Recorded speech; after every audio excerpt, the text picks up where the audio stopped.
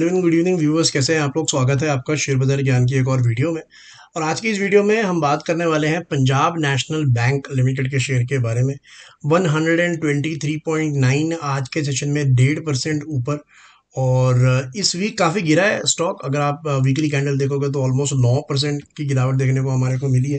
हफ्ता खत्म हो चुका है और 2 दिन छुट्टी है मार्केट की।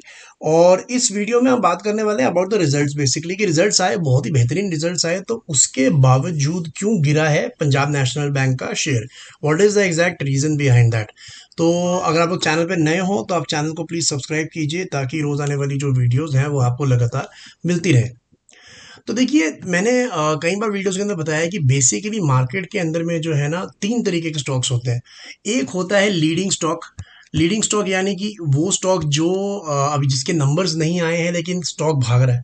जैसे हमारे डिफेंस स्टॉक्स हैं, उतने अच्छे नंबर्स नहीं आते लेकिन फिर भी स्टॉक्स चलते रहते हैं। एक होता है lagging stock. Lagging stock is some stocks like जो नंबर्स आ गए हैं लेकिन स्टॉक चल नहीं रहा है। अच्छे नंबर्स आ गए लेकिन स्टॉक उतना परफॉर्म नहीं कर रहा है। फॉर एग्जाम्पल हमारे जो प्राइवेट बैंक्स हैं, उनका आप एग्जाम्पल इसके अंदर लिख सकते हो।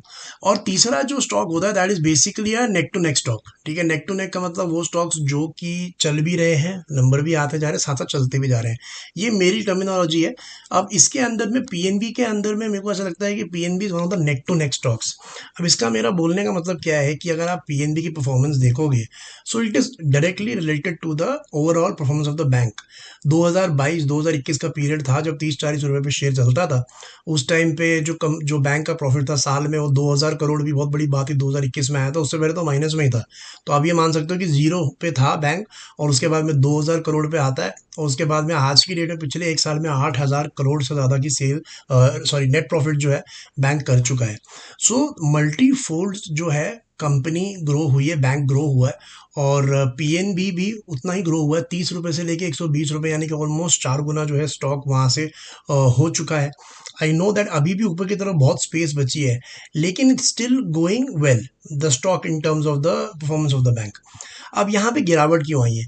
तो देखिए, सबसे पहली बात ये है कि कोई भी चीज़ स्टॉक मार्केट के अंदर में स्ट्रेट लाइन में ऊपर नहीं जाती है, राइट। हर जगह पे थोड़ी बहुत प्रॉफिट बुकिंग होगी ही होगी।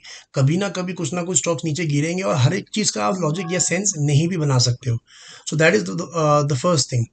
अब यहाँ पे जब मैं पीएनबी को देखता हूँ तो मेरे दिमाग में एक बात ये आती है कि पीएनबी जब तक अपना कोई क्रूशियल सपोर्ट नहीं तोड़ देता, तब तक इसके अंदर प्रॉब्लम वाली बात नहीं है। अगर आपको सपोर्ट्स के मामले में बहुत ज़्यादा इंडल्ज नहीं होना, तो सिंपल सी एक चीज़ है, वीकली चार्ट्स खोले हुए हैं। ये जो रेड लाइन आप देख रहे हो, this is the 20 moving average.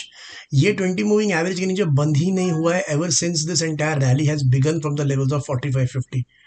तो जब ये 20 मूविंग एवरेज के नीचे बंद हो जाएगा, तभी भी आपको पहला सिग्नल मिल जाएगा कि यहाँ से गिरावट जो है और बढ़ सकती है। अगर आप देखोगे तो 20 मूविंग एवरेज अराउंड 120, और अभी स्टॉक जो चल रहा है 123 का ही करीब चल रहा है। अगर यहाँ से 4-5% पीएनबी और टूटता है तो थोड़ी बहुत करेक्शन के लिए आपको रेडी होना चाहिए। मुझे नहीं लगता पर्सनली कि पीएनबी 100 रुपये के नीचे जाएगा, लेकिन कभी भी स्टॉक मार्केट के अंदर में आपको एक 20-30% की गिरावट के लिए रेडी रहना ही चाहिए।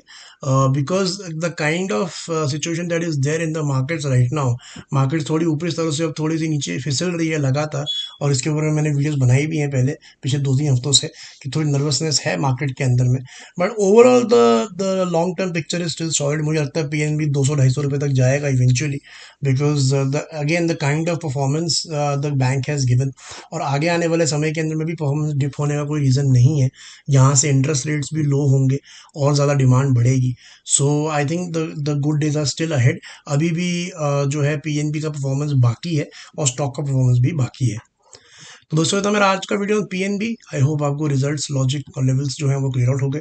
कोई सवाल है आपका तो आप कमेंट सेक्शन में ज़रूर डालें। मैं मिलूंगा आपसे अपनी अगली वीडियो में। तब तक आप अपना ख्याल रखें यार। All the best guys.